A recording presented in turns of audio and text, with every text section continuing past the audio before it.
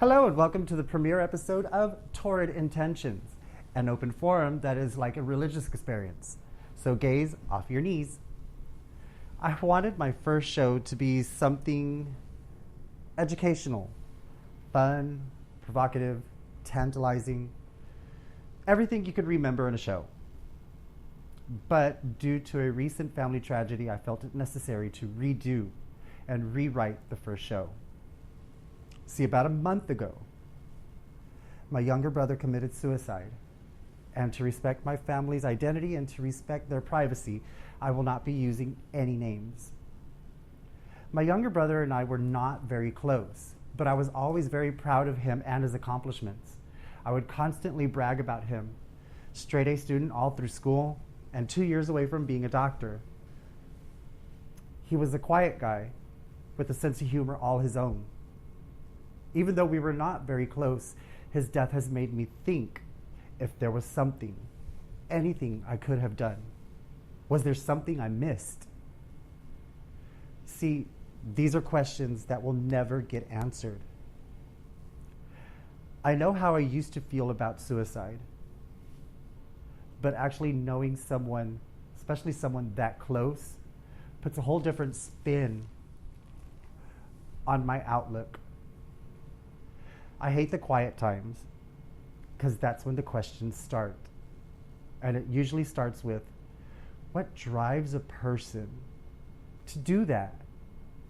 Hanging themselves, sitting in a car with the garage door closed, carbon monoxide poisoning, drug overdose, and the ever popular self-inflicted gunshot wound.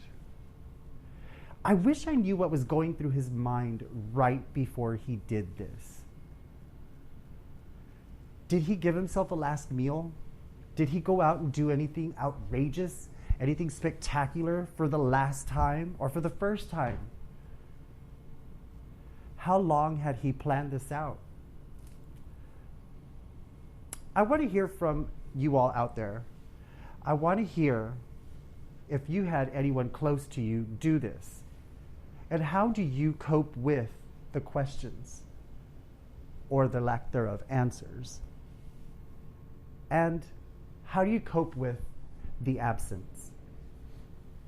Now, I'm not a fool. I know he's not coming back. That's not my dilemma. The dilemma is, how do you cope with knowing they're not there? If you are struggling with thoughts of suicide or know someone who is, please call the National Suicide Hotline at 1-800-273-8255. Trained volunteers are ready to speak to you. What to do when someone is suicidal? If you're a teenager who's concerned that a friend or a classmate may be considering suicide, take action. Ask the person directly about his or her feelings. Even though it may be awkward, listen to what they have to say and take it serious. What to do if you feel suicidal? Suicidal thoughts can happen when feelings of helplessness, isolation, and despair become too heavy to bear. You might feel so overwhelmed with this pain that suicide seems like the only way to reduce or release yourself from this burden. You should know that there is help available to deal with you and your feelings. Suicide is the 10th leading cause of death within the U.S. Each year, 44,193 Americans die by suicide. On average, there are 121 suicides per day. Men die by suicide at 3.5 times more often than women. About 4,400 deaths attribute to these kids that are being bullied. Suicide is the second leading cause of death among young people ages 10 to 24. The rate of suicide attempts is 4 times greater for the LGBT youth and 2 times greater for questioning youths than that of a straight youth. In a national study, 40% of transgendered adults reported having made a suicide attempt. 92% of those individuals reported having attempted suicide before the age of 25. So again, if you are struggling with thoughts of suicide or know someone who is, please call the National Suicide Hotline at 1-800-273-8255. Where's the place the wild can run free and your inhibitions are checked at the door? Right here on Torrid Intentions, baby. During our time together, I want to explore the topics of relationships and dating, and of course, everybody's favorite breakfast conversation, sex. I want to take these two topics that the clergymen have tried to keep in the shadows and sweep under the carpets for years, how they've tried to make you ashamed of for thinking and even doing when they're the ones doing to the altar boys. I want to take these two issues and intelligently show how they go hand in hand. But before all the dating and all the sex starts, there is what I like to call Lesson 1. Lesson 1, where it all begins. I believe that it is necessary to teach children at an early age, an early appropriate age, the facts of life, the birds and the bees. The appropriate times is and should always be the parents' judgment, the parents' call at their discretion. But the first sign that the time is quickly approaching is when the child starts noticing attraction. Having the talk with your child in a conventional family is already a daunting enough task. But keeping up with progress, families come in all forms and sizes.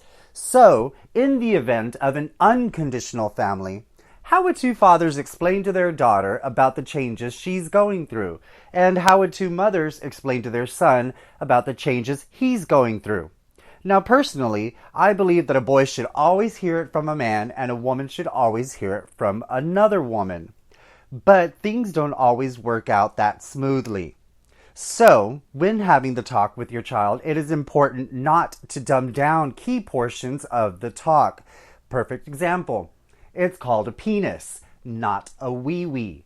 It is called a vagina, not a vajayjay, Oprah. Remember, it is instinct to shy away from topics we are not comfortable discussing, but absent knowledge leads to an uninformed child, and with not knowing what questions to ask, that will inevitably be an accident of ignorance. Parents, remember, children look to you for guidance. They are a direct reflection on you. When giving the talk, use declaratives rather than vague, obscure statements. And kids, remember, there is nothing that you can't ask your parent.